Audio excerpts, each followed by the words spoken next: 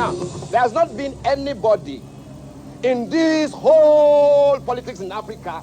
Only two people have walked on the streets to follow people to where they are going. Nkrumah and my mother. What are you talking about? My dad, I think, came up with the idea of legacy, and then the plus at the end of it, in that it's in continuum. It doesn't start or end with us. The legacy is always going to grow, it's always going to progress. It may not be musical. In the heart of Nigeria, one name pulses through generations, an echo of truth, defiance, and song. The Kuti family. Their name is not just remembered, it's revered.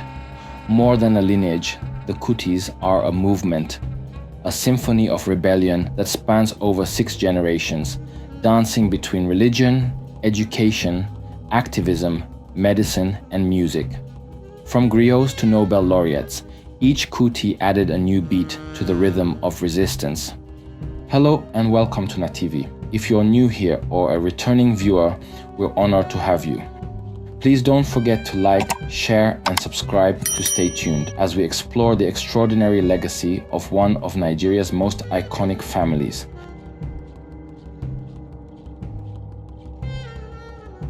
Before the sound of Afrobeat ever stirred the air, there was silence. And then there was Olikoye. The story of the Kuti legacy begins with Olikoye Kuti, a griot of the Egba people.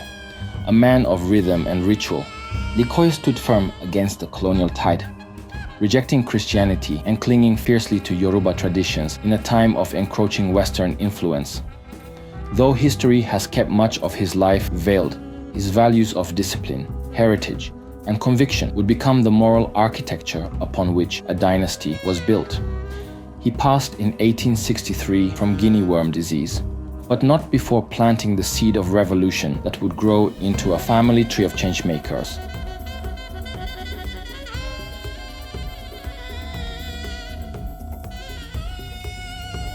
Reverend Josiah Jesse Ransom Kuti would become the bridge between two worlds, old and new, tradition and modernity, African spirituality, and colonial Christianity. A composer, educator, and the first Nigerian to record a music album, Josiah wove Yoruba language into Christian hymns, an act of quiet resistance that redefined the sound of worship. Born to a traditional father and a Christian mother, Josiah didn't just reconcile the two cultures, he translated them into harmony. He taught, he preached, he judged, and through it all, he never stopped singing.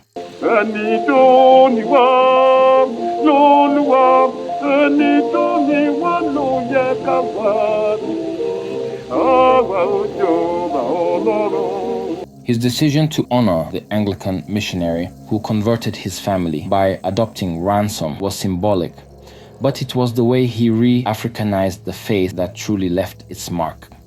By 1925, when he released Yoruba language hymns with Zonophone Records, Josiah wasn't just preaching the gospel, he was preserving identity through melody.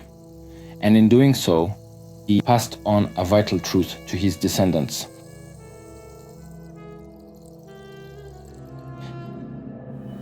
Israel Oludotun Ransom Kuti. From song to school, the next Kuti carried the flame into the classroom. Israel Oludotun Ransom Kuti, son of Josiah, believed in education as a tool of emancipation. A graduate of Fura Bay College, he led schools with purpose and founded the Nigeria Union of Teachers. As its first president, he shaped a generation of young Nigerians, teaching them not only how to read but how to lead. Education for Israel was more than curriculum, it was a cause. He brought structure, advocacy, and empowerment to Nigerian classrooms, proving that the revolution could wear a tie and carry a chalkboard. And then came the fire. Funmilayo Ransom Kuti wasn't just Israel's wife, she was a storm in her own right. The first female student at Abeokuta Grammar School, the first woman in Nigeria to drive a car, and the first to drive thousands of women into organized resistance. Founder of the Abeokuta Women Union, Funmilayo led protests against colonial taxation and exploitation, shaking patriarchal and colonial systems to their core. She forced rulers to abdicate. She championed suffrage. She traveled the globe speaking truth with a raised fist and a proud voice. A mother of revolutionaries and a mother to a nation, Funmilayo's legacy would blaze its way into every Kuti that followed. The next generation of the Kutis are the children of Israel and Funmilayo, the Lupo, Olikoye, Beko and Fela. Each took the family flame and lit it in their own arena. Dr. Beko Ransom Kuti, the rebel doctor. Beko was a healer, but not just of bodies. A medical doctor turned political dissident. Beko became one of Nigeria's loudest voices against military tyranny.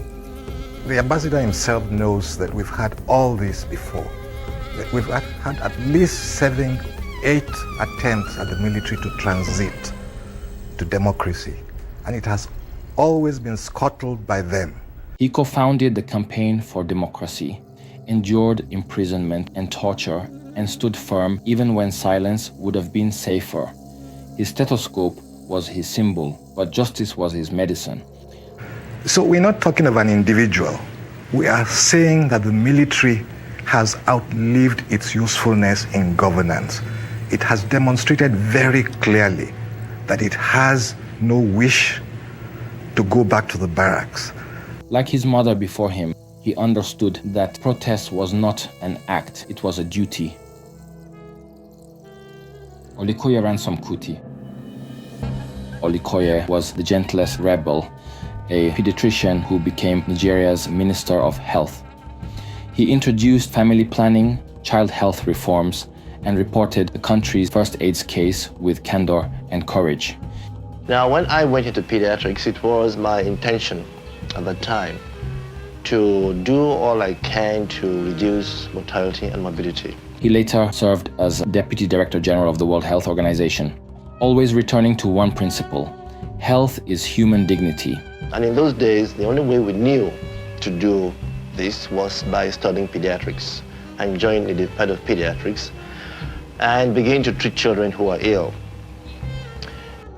Olikoye fought quietly, but the echo of his compassion was thunderous. Fela Anikulapo Kuti. Everybody say yeah, yeah.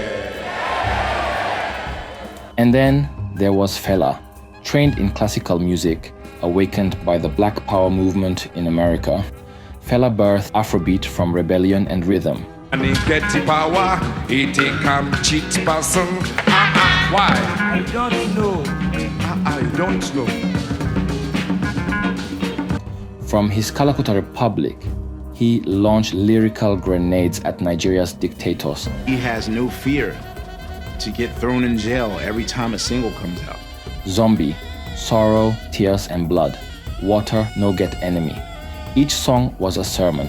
Each performance, a protest. Beaten, jailed, raided, but never silenced. I saw it with my eyes. They were flogging boys, 8 in the morning, 24 strokes. They put sand on the body before they flogged them. And this is not from court order. This is just warder's enjoyment. Fela made music a weapon and turned his stage into a battleground. He didn't just question power, he danced on its grave.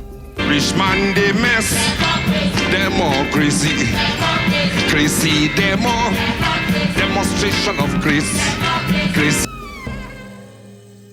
Wole Soyinka, the literary cousin. Rebellion wasn't limited to the pulpit or the stage.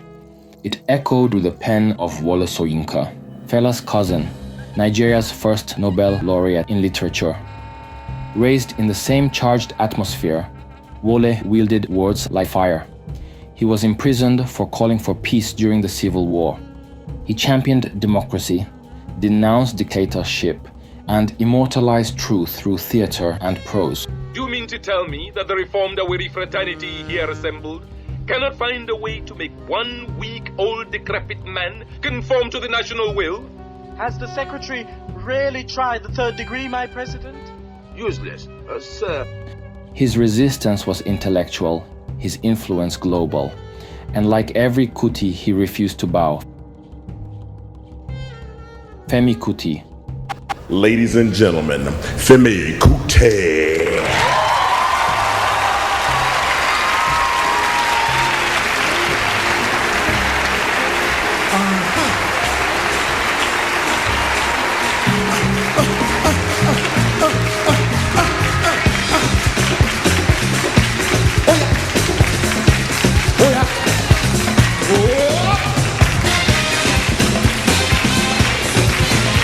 Fela's eldest son, didn't inherit a throne, he inherited a torch. Raised in the Kalakuta Republic, Femi witnessed resistance in its rawest form, but his path was his own. Where Fela roared, Femi channeled.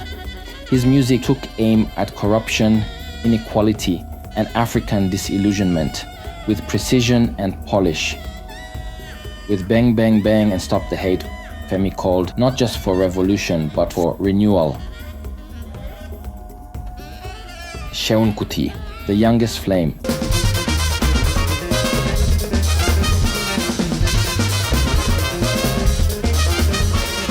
Seun Kuti, the youngest of Fela's children, was born into fire. At 5, he was already singing beside his father. At 14, he was leading Fela's Egypt 80 band.